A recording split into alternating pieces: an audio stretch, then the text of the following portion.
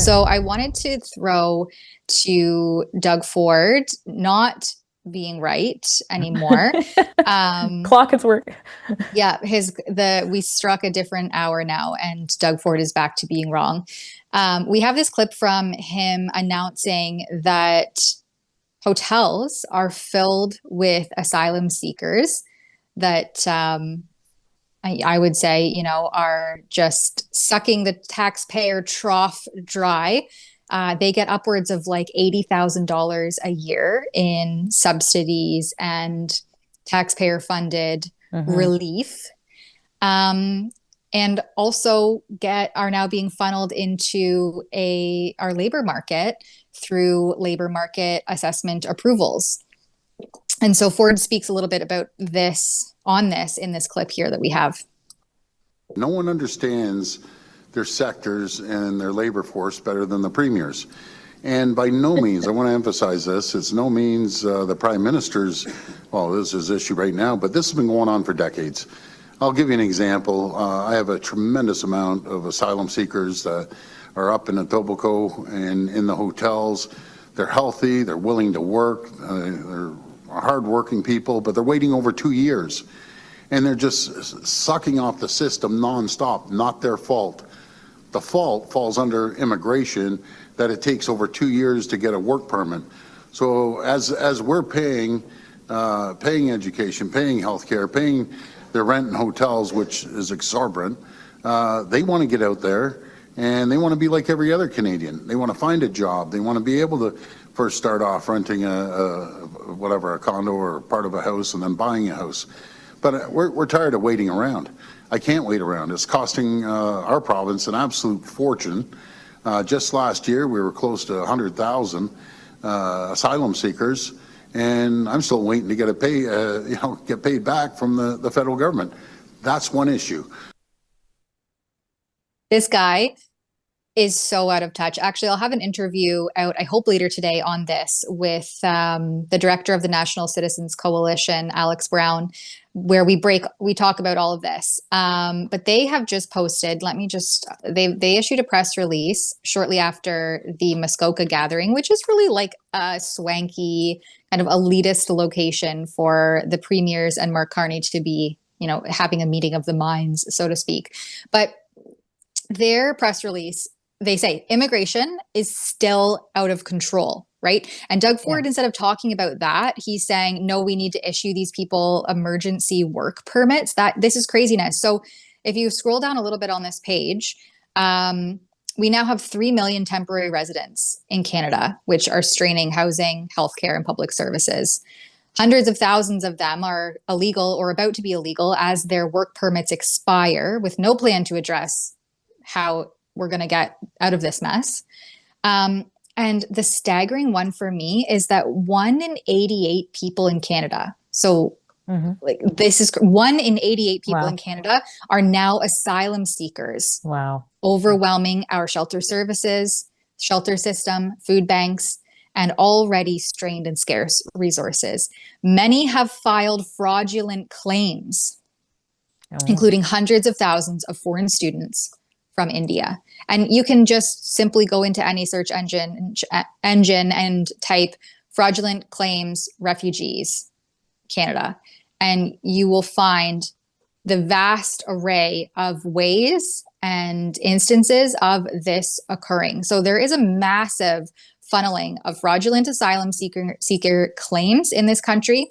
The vast majority of them, I've done a couple reports on it. You would be able to find them by going to netzeroimmigration.com. That's our webpage dedicated to this kind of coverage, and a petition there calling on Mark Carney to get these immigration levels back under wraps and in control. And so the vast majority of these asylum seeking claims actually end up in the GTA, in the Greater Toronto Area. Ontario receives roughly half of all immigration that's supposed to be dispersed throughout Canada. We get more than half of that, and then they funnel right into the Greater Toronto Area, basically along the 401 corridor. Meanwhile, it is absolutely unleashed what is happening in this country and in Ontario and the GTA specifically, with this mass influx of otherwise unfettered immigration. And I think the Canadian Border Services Agency said in recent statements, that there's anywhere from 200 to 500,000 people who should be deported that they just lost track of. Like they literally just don't know where they are. And so how exactly is this going to, this needs to be fixed immediately. When the House resumes in September, this needs to be a major political policy turning point, because this is absolutely a mess. It's a disaster.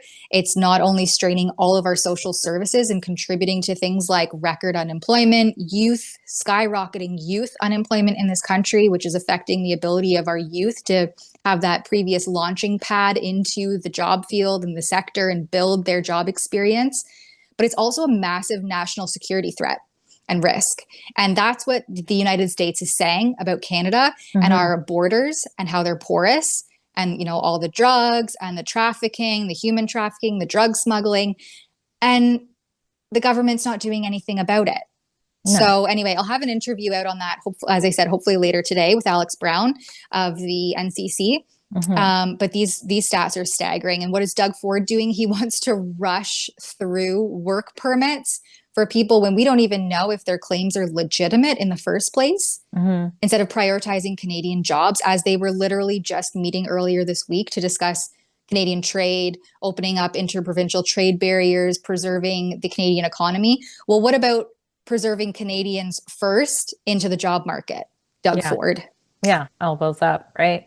And you have, like the US pointing out, again, like you said, what we're doing with our borders and things like that. But you also have the Indian Foreign Affairs Minister saying that we are literally Canada just welcomes their criminals over here. Like we just make it so easy. And they're basically saying like, what the heck are you guys doing? And then you have Ford being like, okay, now we're adding an extra layer. And I've done reports out here too about how hotels with suites are, filled with asylum seekers. I don't know if they hop on a plane and just don't come back. And many of them, out here anyways, when I was out in Abbotsford covering that, they were all men. They didn't even look like they had family and children with them. Yeah. Not being the vetted. Influx of single young men is very concerning. And again, I don't want to give too much away, but Alex Brown and I will chat a little bit more about that in the interview that I hope, again, will go up later today. And if you miss it, you can find it at netzeroimmigration.com. That's the website that will house all of our immigration related stories. Do we have a clip of Ford where he says that he wants to rush through these work permits for asylum claims? Yeah, I think we have a clip of that. But he's going to use he's going to invoke the constitutional clause to do this. I mean, the fact that all of them were gathering earlier this week to discuss basically putting Canada first, which was a conservative campaign promise, part of Pierre Poilievre's platform, which obviously Carney has mostly stolen since being sneakily elected. But where were they on calling out this mass unfettered immigration and putting Canadians into the job roles first? Like, this needs to be immediately addressed, because if you look at the labor market impact assessment approvals map, I did a report on it a couple days ago. I'm just going to see if I can pull it up, if my rural internet connection could be any slower. I tell you, it has been a time the last few days. Yeah. So I did a report last week, July 15th. Headline: Liberals prioritize foreign workers over youth in economic betrayal. And in that report, you can find a hyperlink to the LMIA map, and you can see what has been approved. Like, these are landscapers, food counter attendants. So like, think of whoever's working at, your local Tim Hortons cash register, McDonald's, A&W. These are jobs that previously, 14-year-olds who are trying to enter the job market would be the first ones to seize. And they're not glamorous jobs by any means. Don't get me wrong. My first job, I was a cashier and a shelf stocker at Dollarama. Like, you've got to start somewhere. Yeah. And if we are giving temporary foreign workers all of these unglamorous jobs, how are our youth ever going to have a launching pad to get off of the ground from? So this is, I think, hindering an entire generation of Canadian youth. We see youth unemployment skyrocketing. And in Ottawa, it's 20%, which is almost 10% higher than the national average of 11%. Like, these are crazy stats, and they're only going to continue to grow if we don't get this under wraps immediately. Especially with AI progressing as well, which is going to impact the job force as well. So exactly. we have to get this under wraps. We have a clip here for it, and we'll just play this one quickly for you.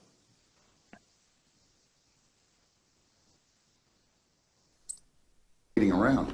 I can't wait around. It's costing our province an absolute fortune. Just last year, we were close to 100,000 asylum seekers, and I'm still waiting to get paid back from the federal government. That's one issue. But there's jobs available in Ontario, and we need to give them work permits and make sure that they're out there working and contributing back to society. I'm not waiting any longer. We're issuing work permits in Ontario. Yeah.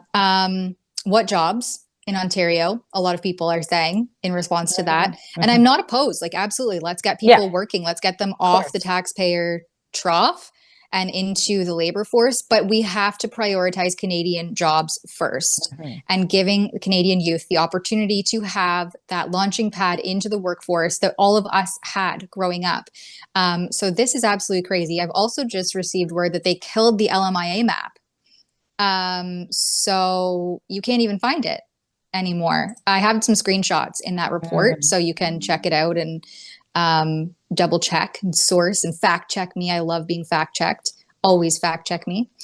But the LMIA map, which you used to be able to explore and change and search out various areas and search for the various jobs. Sorry, it's gone now. After that report went out, I guess they've killed it. Of course. That's unfortunate.